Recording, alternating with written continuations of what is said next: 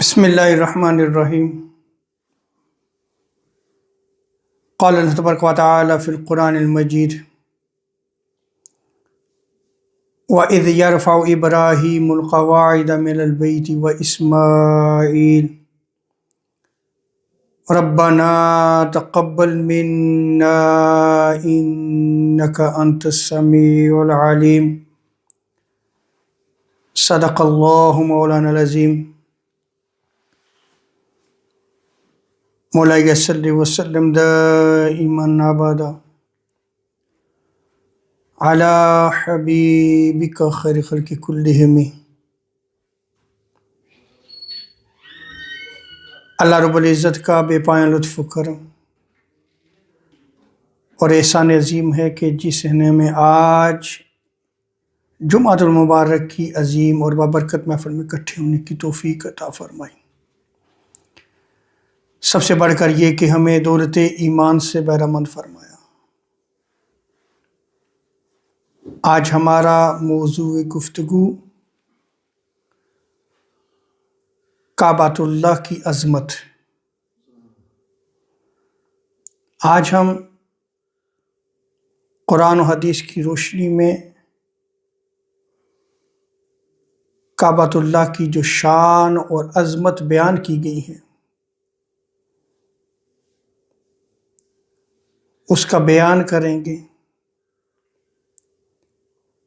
اللہ رب العزت سے دعا ہے کہ رب تعالی ہمیں دین کو سمجھنے کی توفیق عطا فرمائے اور اللہ تبارک و تعالی ہمیں کعبۃ اللہ کی محبت عطا فرمائے۔ جو آیہ کریمہ میں نے آپ کے سامنے تلاوت کرنے کا شرف حاصل کیا، اس میں اللہ رب العزت ارشاد فرماتا ہے کہ حبیب صلی اللہ تعالی وسلم آپ وہ وقت یاد کیجئے کہ جب حضرت ابراہیم علیہ السلام اور حضرت اسماعیل علیہ السلام کعبہ کی بنیادیں اٹھا رہے تھے اور یہ دعا کر رہے تھے کہ اے رب اس خدمت کو قبول فرما لے، بے شک تو سننے والا اور جاننے والا ہے۔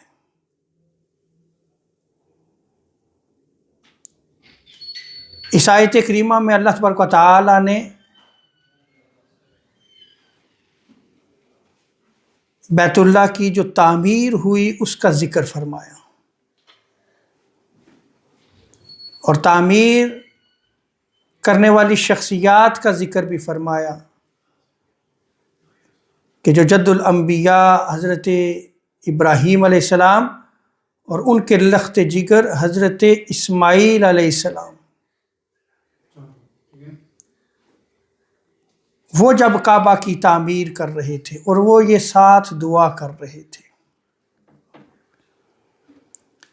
اس سے یہ بھی ثابت ہوا کہ اللہ تبارک و تعالیٰ کی رضا کے لیے جو کام کیا جاتا ہے،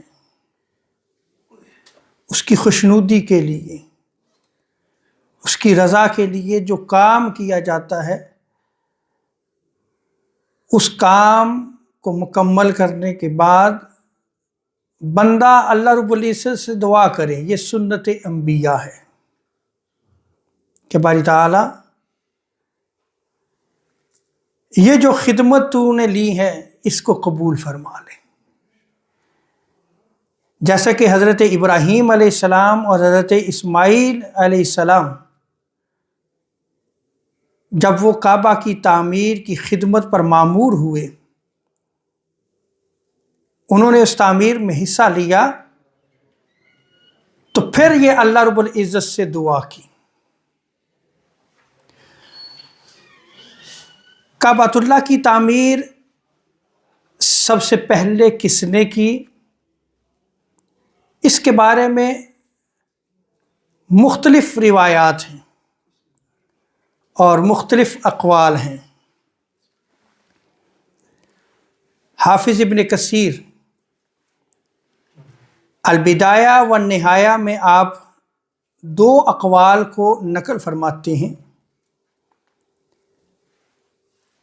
آپ بیان کرتے ہیں کہ کعبۃ اللہ کی تعمیر میں پہلا قول یہ ہے کہ حضور صلی اللہ تعالی علیہ وسلم نے ارشاد فرمایا کہ سب سے پہلے کعبہ کو حضرت آدم علیہ السلام نے بنایا، اور یہ حدیث مبارکہ حضرت عبداللہ بن عمر سے مرفوعاً نقل کی گئی ہے۔ اس کی سند ضعیف ہے، یعنی یہ حدیث ضعیف ہے۔ یہ حافظ ابن کثیر انہوں نے البدایہ والنہایہ میں پہلا قول نقل کیا، اور یہ بھی حدیث مبارکہ سے۔ دوسرا قول آپ نقل فرماتے ہیں کہ سب سے پہلے کعبہ کو حضرت ابراہیم علیہ السلام نے بنایا۔ حافظ ابن کثیر آپ لکھتے ہیں کہ یہ قول قوی ہے، یعنی اس کی سند میں قوت ہے۔ امام احمد قسطلانی رحمۃ اللہ تعالی علیہ آپ ارشاد الساری میں آپ بیان کرتے ہیں کہ سب سے پہلے کعبہ کو فرشتوں نے بنایا۔ اس کعبہ کی تعمیر سب سے پہلے جو ہوئی وہ فرشتوں نے کی، پھر حضرت آدم علیہ السلام نے تعمیر کی، پھر ان کے بیٹے حضرت شیث بن آدم نے جو ہے وہ اس کی تعمیر کی، اس کے بعد پھر حضرت ابراہیم علیہ السلام نے اس کی تعمیر کی۔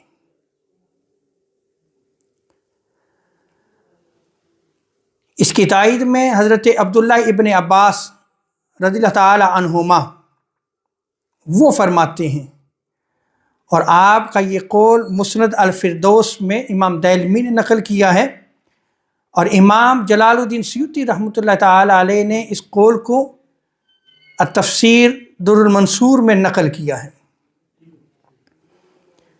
آپ فرماتے ہیں وَإِذْ يَرْفَعُ إِبْرَاهِيمُ الْقَوَاعِدَ، کہ جب حضرت ابراہیم علیہ السلام اور حضرت اسماعیل علیہ السلام کعبہ کی بنیادیں اٹھا رہے تھے، اس میں جو لفظ القواعد یہ جو نقل کیا گیا ہے، اللہ رب العزت نے بیان کیا ہے، اس سے مراد وہ بنیادیں ہیں جو پہلے تعمیر تھیں، اور انہی بنیادوں پہ حضرت ابراہیم علیہ السلام نے پھر جو ہے وہ کعبہ کو دوبارہ تعمیر کیا۔ یہ تو کعبۃ اللہ کی تعمیر کے حوالے سے چند روایات میں نے آپ کے سامنے نقل کی ہیں۔ آئیے کعبۃ اللہ کی عظمت کیا ہے اس کو احادیث اور آثار کی روشنی میں ہم نقل کرتے ہیں۔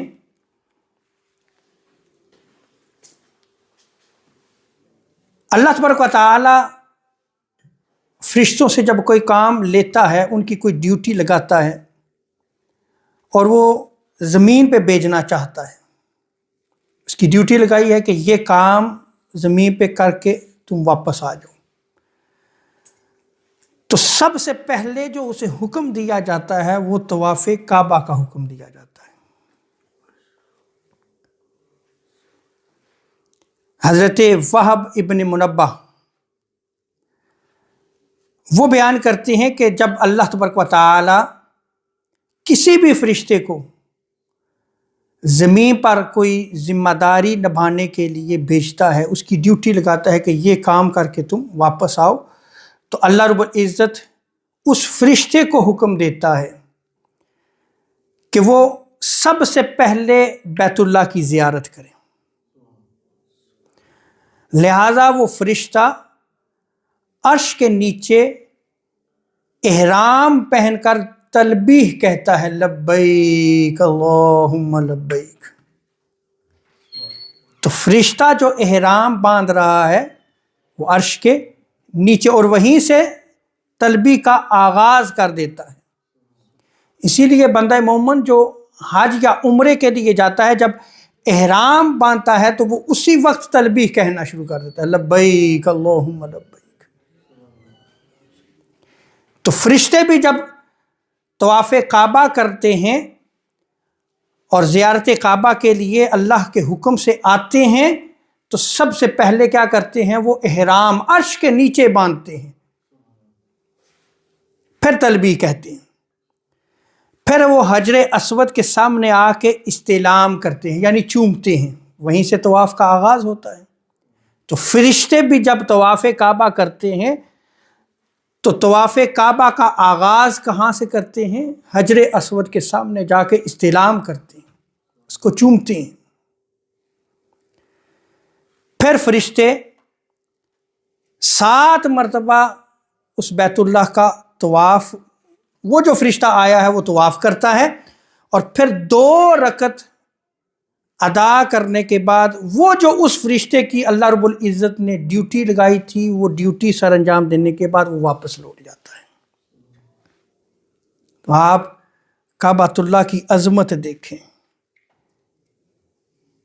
کہ جہاں انسان اس گھر کا طواف کرتے ہیں، فرشتے بھی اس گھر کا طواف کرتے ہیں۔ اگر وہ زمین پہ آتے ہیں تو سب سے پہلے انہیں حکم یہ دیا جاتا ہے کہ جاؤ پہلے میرے گھر کا طواف کرو، پھر اپنی ڈیوٹی سر انجام دو۔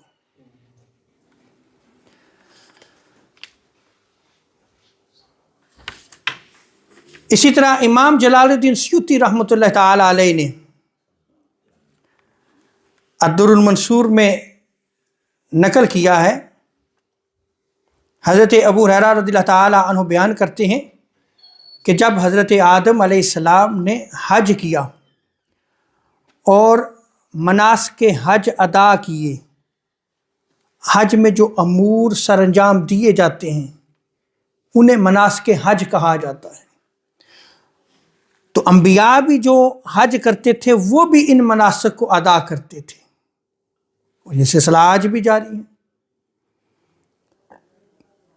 تو جب حضرت آدم علیہ السلام مناسک حج ادا کر چکے تو اب اللہ کی حضور وہ عرض کرتے ہیں، عرض کی یا رب، ہر عمل کرنے والے کے لیے اجر ہوتا ہے، تو میں نے یہ جو مناسک حج کیے ہیں باری تعالیٰ، اس کا اجر کیا ہے؟ تو اللہ رب العزت سے حضرت آدم علیہ السلام یہ عرض کر رہے ہیں، تو اللہ رب العزت ارشاد فرماتا ہے، آدم میں نے تجھے بخش دیا ہے۔ اللہ اکبر، وہ جو تو نے مناسک حج ادا کر لیے ہیں میں نے تجھے معاف کر دیا ہے،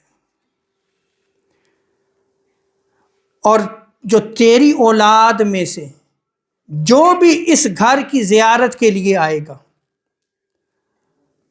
اور وہ اپنے گناہوں کا اعتراف کرے گا تو میں اس کے گناہ بھی بخش دوں گا۔ یہ عظمت کعبہ دیکھیں آپ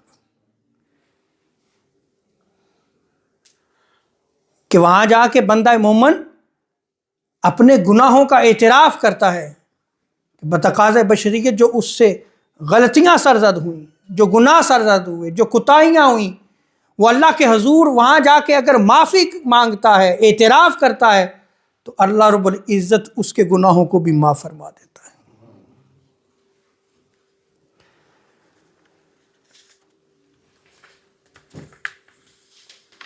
اسی طرح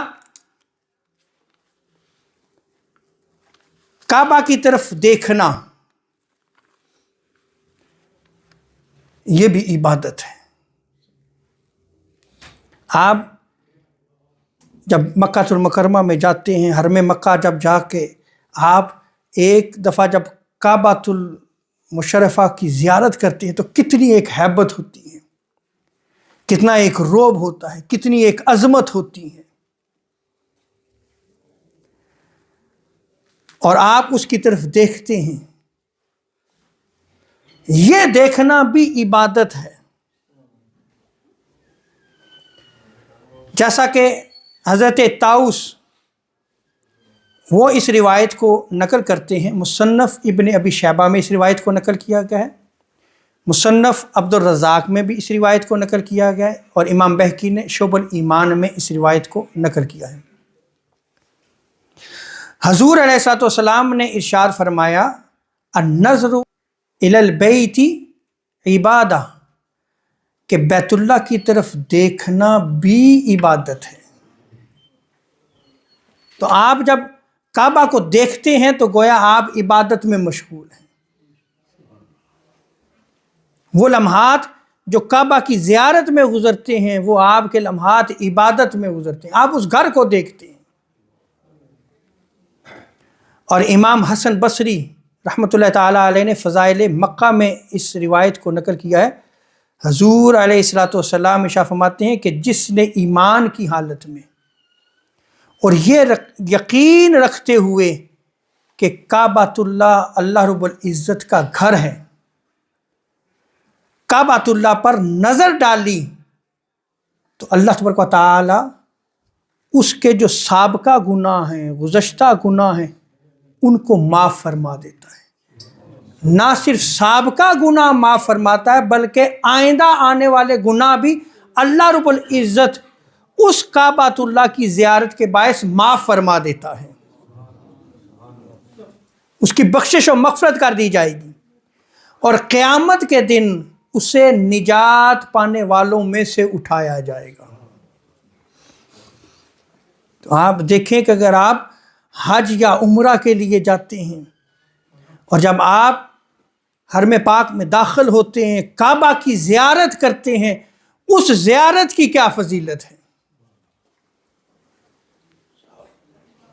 کہ اس زیارت پہ سابقہ گناہ معاف ہو رہے ہیں، آئندہ آنے والے گناہ جو وہ بھی معاف ہو رہے ہیں، اور اسے قیامت کے دن نجات پانے والوں میں سے اٹھایا جائے گا۔ اللہ اکبر، یہ عظمت ہے کعبۃ اللہ کی زیارت کی۔ سو جب آپ حج یا عمرہ کے لیے جاتے ہیں تو یقین کے ساتھ، ایمان کے ساتھ اس کعبۃ اللہ کی زیارت کیا کریں، اس کو بیٹھ کے دیکھا کریں گے، دیکھنا بھی عبادت ہے، اس دیکھنے سے بھی گناہ معاف ہوتے ہیں۔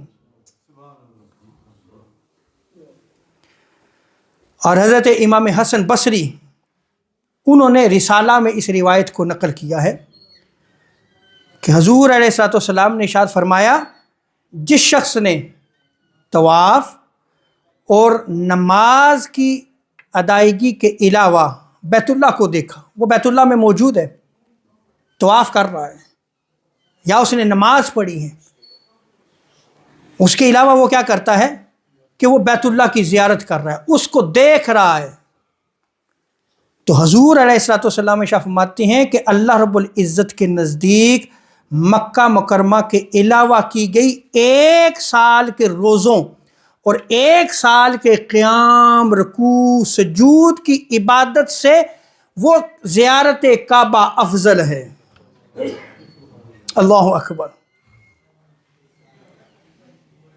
یعنی مکہ المکرمہ کے علاوہ جو آپ نے قیام کیا، رکوع کیے، سجدے کیے، روزے رکھے، وہ صرف زیارت کعبہ جو ہے وہ اس سے افضل ہے۔ تو وہ کتنا خوش قسمت ہے جو حج یا عمرے کے لیے جا رہا ہے اور اس کعبہ کی زیارت کرتا ہے، اس کو دیکھتا ہے، کتنی بڑی عبادت بن جاتی ہے یہ۔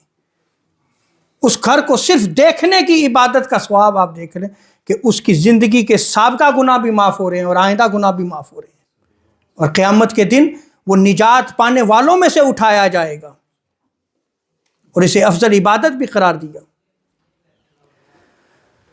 حضرت عطا بیان کرتے ہیں، اس کو اخبار مکہ میں نقل کیا گیا ہے، حضور علیہ الصلوۃ والسلام نے ارشاد فرمایا کعبہ کی طرف دیکھنا عبادت ہے،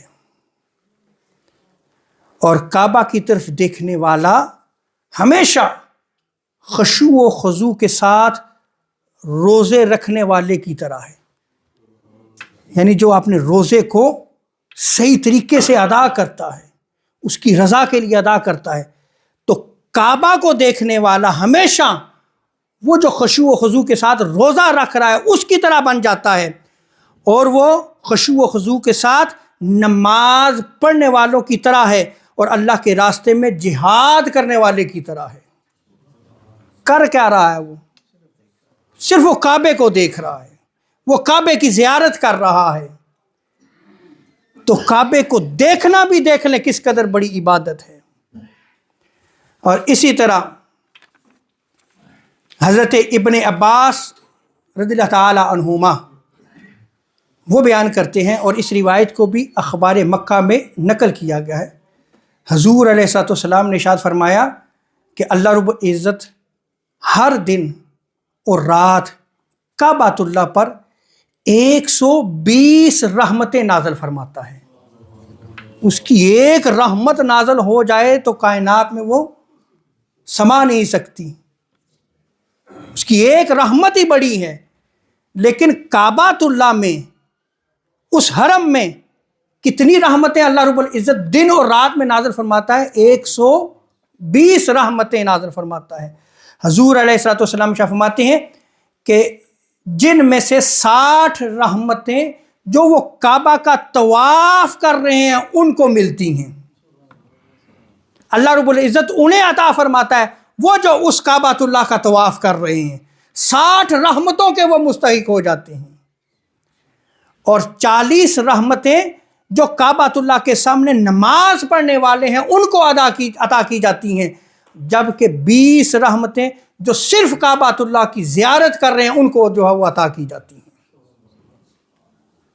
تو آپ دیکھیں کہ کس طرح اللہ رب العزت کی رحمتیں نازل ہوتی ہیں، اور اس کعبۃ اللہ کی زیارت میں بھی، اس کے طواف کرنے میں بھی، اور اس کے سامنے نماز پڑھنے والوں پہ جو ہے وہ کس طرح اللہ رب العزت اپنی رحمتیں جو ہے وہ عطا فرماتا ہے۔ یہ تو کعبۃ اللہ کی عظمت، اس کو دیکھنا، عبادت، یہ میں نے آپ کے سامنے چند روایات نقل کی ہیں، لیکن ذرا آئیے ذرا سوچئے گا، ذرا اب میں آپ کے سامنے یہ روایات نقل کرتا ہوں۔ یہ تو کعبۃ اللہ کی عظمت ہے، لیکن ایک بندہ مومن ہے، نیک ہے، صالح ہے، عبادت گزار ہے، اس کی عظمت بھی آپ دیکھیے گا۔ آج تو ہم بندے کو بندہ ہی نہیں سمجھتے، لیکن بندہ مومن کی عظمت کیا ہے؟ آئے ذرا تعلیمات اسلام دیکھیں، حضور صلی اللہ تعالی وسلم کی تعلیمات دیکھیں، حضور نے کیا تعلیمات دی ہیں۔ امام طبرانی نے موجم الاوس میں اس روایت کو نقل کیا ہے کہ حضور علیہ الصلوۃ والسلام نے کعبہ کی طرف دیکھ کر فرمایا، بے شک اللہ تعالیٰ نے تجھے شرف دیا ہے، تجھے کرامت بخشی ہے، تو بڑا عظیم ہے، عظمت والا ہے کعبہ، لیکن اے کعبہ سن، مومن کی حرمت تجھ سے بھی زیادہ ہے، مومن کی حرمت اے کعبہ تجھ سے بھی زیادہ ہے۔ تو آپ دیکھ لیں کہ مومن کی حرمت کس قدر عظیم ہے۔ اب دوسری روایت دیکھیے گا، امام طبرانی نے ہی اس روایت کو نقل کیا، حضرت جابر بن عبداللہ اس روایت کو نقل فرماتے ہیں کہ حضور علیہ الصلوۃ والسلام نے فتح مکہ کے دن کعبہ کی طرف چہرہ کر کے ارشاد فرمایا، تو بڑا ہی حرمت والا ہے، تیری بڑی شان ہے، تیری بڑی عظمت ہے، تیری حرمت کتنی ہی زیادہ ہے، تیری خوشبو کتنی ہی پاکیزہ ہے، لیکن اے کعبہ سن، اللہ کی بارگاہ میں تجھ سے زیادہ عظمت والا بندہ مومن ہے۔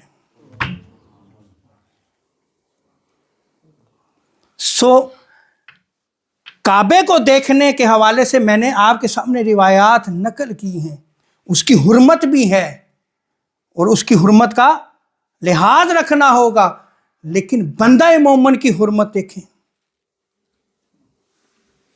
اور آج تو ہم بندے کو بندہ بھی نہیں سمجھتے، کسی کی عزت تار تار کرنی ہو، برسر عام کھڑے کھڑے ہم جو ہے وہ اس کی عزت تار تار کر دیتے ہیں۔ کہاں گئی اس بندہ مومن کی حرمت؟ اور اس کو بڑا پن سمجھا جاتا ہے۔ وہ جو دوسرے بندوں کو ذلیل کرتا ہے، ہم کہتے ہیں اے بڑا جری ہے، یہ ڈرتا نہیں ہے۔ حالانکہ یہ بد اخلاقی میں آتا ہے، یہ حضور کی تعلیمات نہیں ہیں۔ وہ بندہ شر پھیلانے والا ہے، وہ شریر ہے، لیکن قرب قیامت ہے، ہم اسی کو شرف دیتے ہیں، اسی سے ڈرتے ہیں، اسی کو عزت بھی پھر دیتے ہیں۔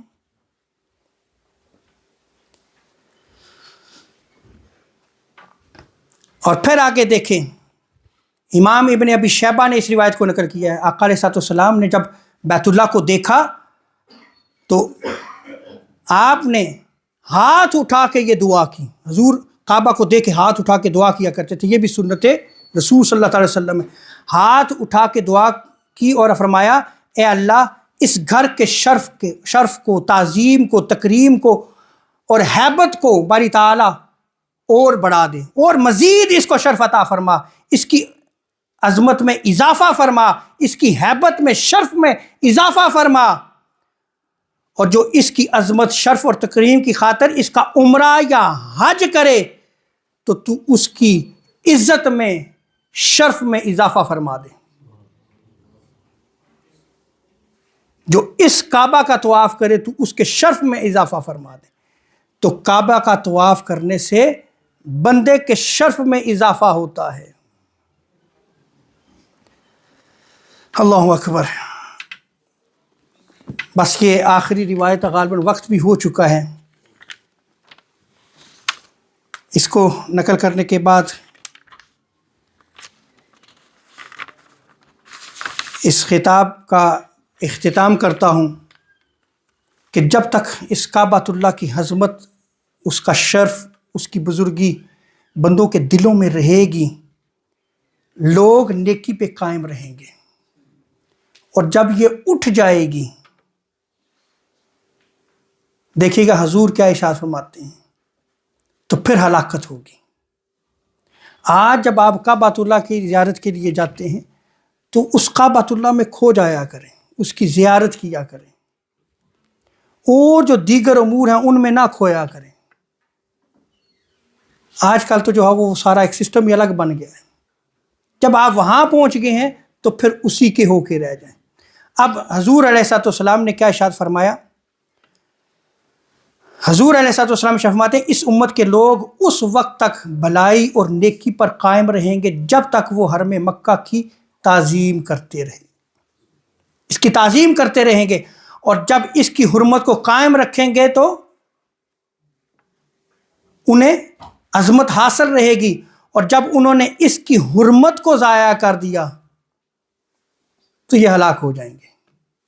یہ کیا ہو جائیں گے؟ ہلاک ہو جائیں گے۔